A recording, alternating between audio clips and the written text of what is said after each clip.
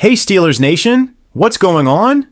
Welcome back to the channel, your go-to spot for all things black and gold. If you love Steelers football as much as we do, make sure you smash that like button, hit subscribe, and ring that notification bell so you never miss an update during training camp and throughout the season. Today's video is a big one, and I mean that in the worst kind of way. There are growing concerns surrounding the Pittsburgh Steelers offense just weeks away from the preseason opener, and to make matters worse, Pro Bowl pass rusher Alex Highsmith went down in practice with what looks like a lower body injury. There's a lot we have to talk about today, so buckle up, because this one's going to sting a little.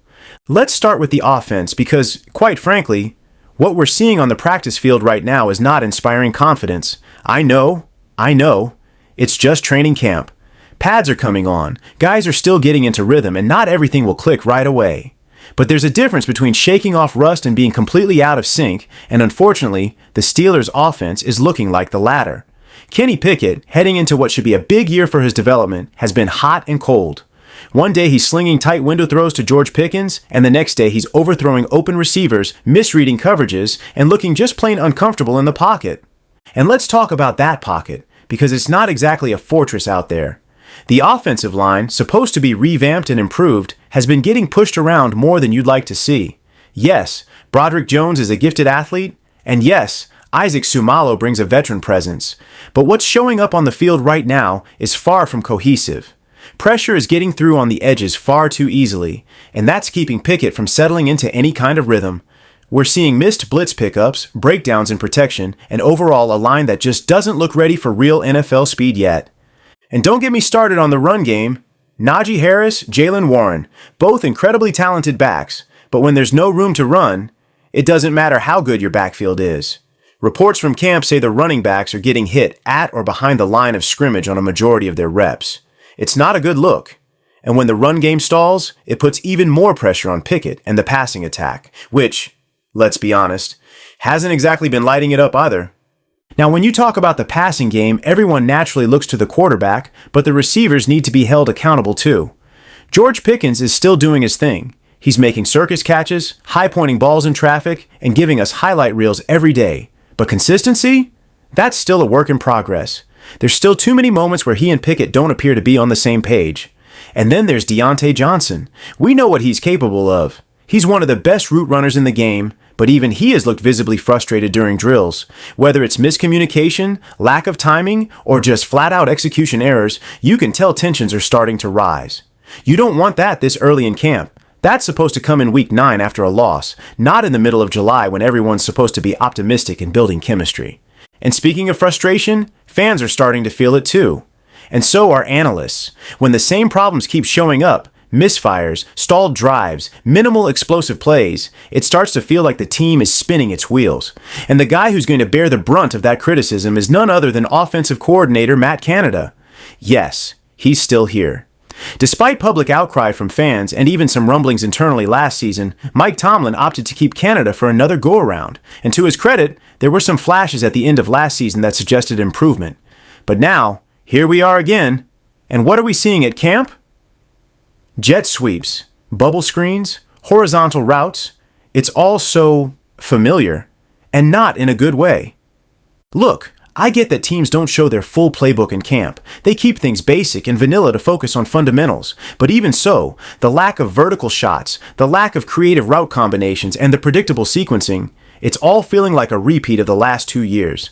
And Steelers fans are tired of waiting. They want to see an offense that attacks, that imposes its will, and that can actually put points on the board when it matters. Now, just when you thought the offense was the only concern, today's practice brought some seriously bad news from the defensive side of the ball. Alex Highsmith, who just inked a massive contract extension this past offseason after his breakout 14.5 sack campaign, went down during team drills with what appeared to be a non-contact injury.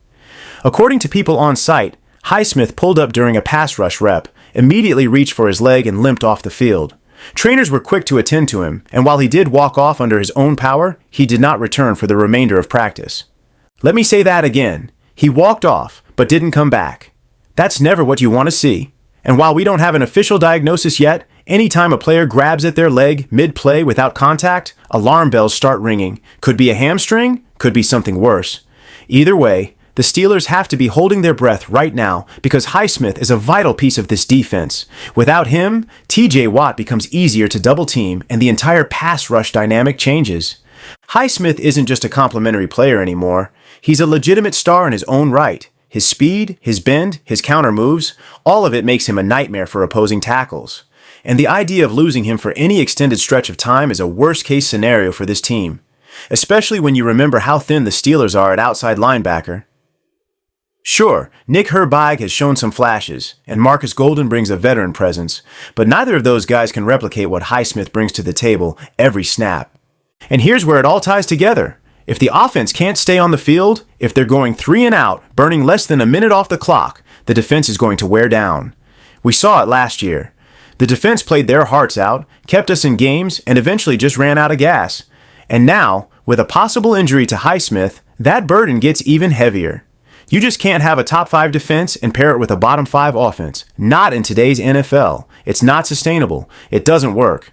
Now, we're still a few weeks away from the first preseason game, and yes, things can turn around. Maybe this was just a rough stretch for the offense. Maybe Pickett finds his rhythm. Maybe the offensive line gels. Maybe Canada finally opens things up and lets the offense breathe. That's the hope. But right now, that hope is starting to feel more like a wish than a plan. One thing we do know, Mike Tomlin isn't going to panic. He's been here before. He's weathered storms and found ways to rally his teams, but even Coach T has to be looking at this offense and thinking, we need to fix this fast. Because the AFC North is a war zone this year. The Bengals, the Ravens, even the Browns, every team has gotten better. And if the Steelers are going to hang with them, they can't afford to wait until midseason to figure it out. So what should we be watching moving forward? Number 1, Kenny Pickett's decision-making. Is he processing faster? Is he stepping into throws confidently? Is he building chemistry with Johnson and Pickens? That's going to be huge. Number 2, the offensive line rotations. Is Broderick Jones starting to win reps against TJ Watt and the ones? Is Dan Moore Jr. holding up? Is the interior communicating better on stunts and blitzes? And finally, number 3, the Highsmith situation. How serious is the injury? Will he miss time? And who's ready to step up if he's out? Steelers Nation, I want to hear from you. Are you worried about the offense, or do you think it's just early camp jitters? And what's your gut tell you about the Highsmith injury? Drop your thoughts down in the comments. I'll be reading through and responding to as many as I can in the next video. As always, if you appreciate this kind of in-depth, no-fluff Steelers coverage, help out the channel by liking the video, subscribing, and sharing it with your fellow Yinzer diehards. We've got a long season ahead, and it's going to be a wild one. Thanks for watching, stay safe, and as always, here we go.